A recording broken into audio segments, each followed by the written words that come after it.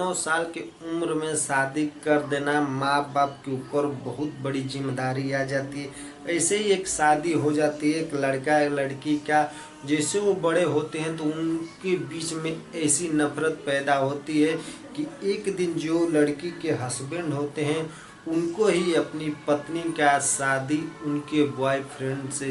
दोस्तों, जो लड़के होते हैं कभी किसी के बेटे होते हैं, कभी किसी के पति होते हैं, कभी किसी के जाके माँ बाप होते हैं, कभी किसी के जाके ससुर होते हैं।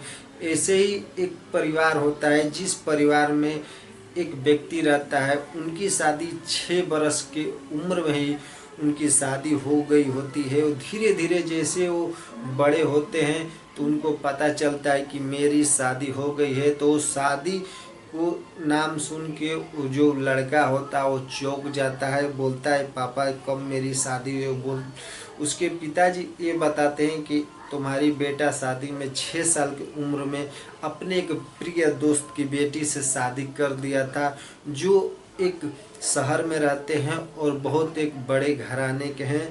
लड़का वहां पहुंचता है तो वहां जाने के बाद ऐसी नौबत आ जाती है कि अपनी ही बीवी के बॉयफ्रेंड से शादी कराना पड़ता है। तो दोस्तों, आपको बता दो एक कहानी गुजरात राज्य की है, एक अहमदाबाद जिला पड़ता है। अहमदाबाद से बहुत मिलजुल जाते हैं।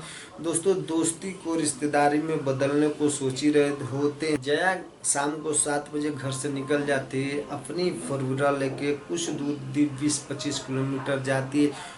तो रास्ते में उसका एक्सीडेंट हो जाता है, एक ट्रक से उसकी गाड़ी टकरा जाती है। टकराने के बाद काफ़ी गंभीर रूप से जो जया होती है उसको चोट लग जाती है, वो अपना होश और हवास खो जाती है, वो चलना फिरना बंद कर देती है। ये बात जया के जो पिताजी संजय ठाकुर होते हैं ये बात अपने जो बेटी की शादी किए होते हैं अपने दोस्त के लड़के से वहाँ फ़ोन करके बताते हैं। तो जो जया का पति होते हैं, जो जया का पति होता है उसका नाम राहुल बताया जाता है। ये बात सब सुन के राहुल बहुत बेचैन होता है। वहाँ घर से एक बैग लेके अपने माता पिता से पूछ के वहाँ से निकल जाता है गुजरात के लिए। वहाँ जाता है, ये सब देख के उसके आँखों में आंसू आ जाता है। 6 महीने लगातार उसको व्यायाम और ट्रीटमेंट करने के बाद थोड़ा थोड़ा हाथ पैर और आँख मटकाने लगती है। तो एक दिन की बात है, अपने सास ससुर से एक दिन जो राहुल होता है बोलता है अम्मा एक काम कीजिए, जो जया उसको नहला धुला के और साड़ी पहना के और श्रृंगार करके आप बरामदे में छोड़ दीजिए, फिर मैं देखिए मैं उसको खड़ा कर देता हूँ। ये बात सुन के जो उसके माता पिता होते हैं वो पूछते हैं कि राहुल बेटा क्या करोगे।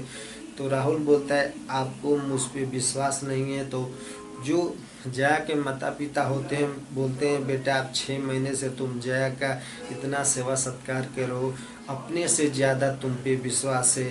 फिर राहुल बोलता है आपको जितना बोला माता जी आप उतना ही कीजिए। फिर कुछ देर बाद बरामदे में जाता है राहुल और कुछ ऐसी अलग अलग जगह पे छूता है। ये बात देख के जया है बहुत गुस्सा आती है। जैसे खड़ी होती है, खड़े होके ऐसे थप्पड़ मारते हैं कि राहुल का जो सिर होता है नीचे हो जाता है। कुछ ही देर बाद वो जया चिल्लाने लगती है मम्मी पापा देखो नौकर मेरे साथ क्या कर रहा है। तो जो उसके मम्मी पापा होते हैं दौड़ के आते हैं और सारी बात जया को बताते हैं तुम्हारे पति ये है, सब कुछ अपना डिटेल में बातें उसको बता देते हैं, इनसे ही तुम्हारी शादी हुई है, यही है राहुल। फिर वो जया वो मानने के लिए राजी नहीं होती है, बोलती है मुझे तो पता ही नहीं कि मेरी शादी हुई है, तो मैं कैसे मान लूँ कि मेरे पति हैं। ये सब सुन के राहुल बहुत दुखी होता है। सब बात उसको बताते हैं उसके माता पिता जो जया को होते हैं कि तुम्हारी सेवा 6 महीने से राहुल कर रहा है। वो बात सुन के जया राहुल से बोलती है कि मेरा सेवा करने के लिए, मुझे खड़ा करने के लिए थैंक्स। ये बात सुन के राहुल बहुत दुखी होता है। फिर उसी समय जो जया होती है बोलती है कि मेरा एक बॉयफ्रेंड है राजू, मैं उसी से प्यार करती हूँ, उसी से मिलने जा रही थी तब तक मेरा एक्सीडेंट हो गया।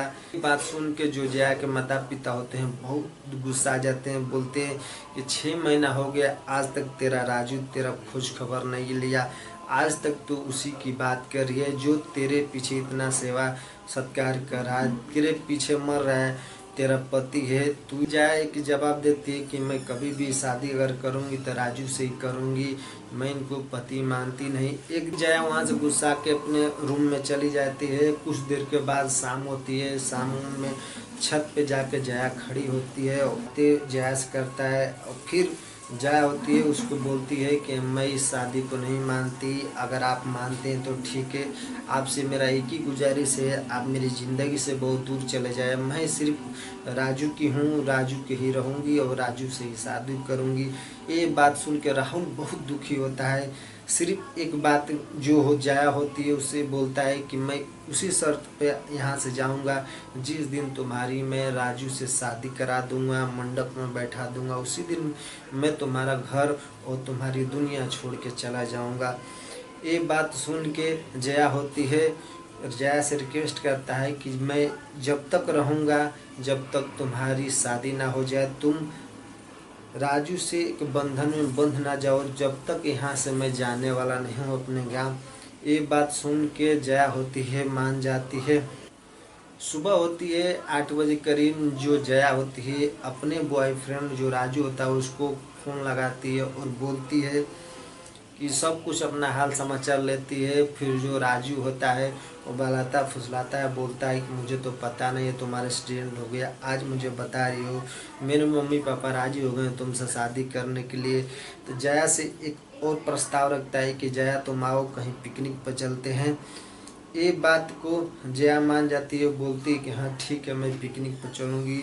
वो आती है, जैसे उसके माता पिता घर में होते हैं उनसे बोलती है कि मैं पिकनिक पर जा रहा हूँ राजू के साथ। ये बात सुन के जो जया के पिताजी और माता जी होती है बहुत गुस्सा आती है और ये बोलती है कि यहाँ तुम्हारा हस्बैंड है और तुम दूसरे के साथ जाओगी पिकनिक पे। ये बात सुन के बहुत गुस्सा आती है, बोलती आप लोग से मैं ये बात सुन के जया बोलती है आपसे पूछने नहीं आई, मैं आपको बताने आई कि मैं पिकनिक पे जा रहा हूँ राजू के साथ। ये बात सुन के राहुल बोलता है कि मैं भी तुम्हारे साथ चलूँगा। फिर जया उसको ना पड़ती है, बोलते तुम मेरे साथ नहीं जाओगे। फिर जो राहुल होता है ये बोलता है कि मैं नौकर बन के चलूँगा, तुम्हारा एक ड्राइवर बन के चलूँगा। फिर जया मान जाती है। उसके बाद वो राहुल को लेके अपने साथ पिकनिक पर चली जाती है। दोस्तों इसका नेक्स्ट भाग बहुत जल्दी मिलेगा। मेरा मकसद ये है किसी को मैं ठेस ना पहुँचाऊँ, मेरा मकसद ये है आप लोग को जागरूक कर सकूँ। आप लोग वीडियो को लाइक और चैनल को सब्सक्राइब जरूर कीजिए। मिलता है अगली वीडियो में, तब तक ले नमस्कार।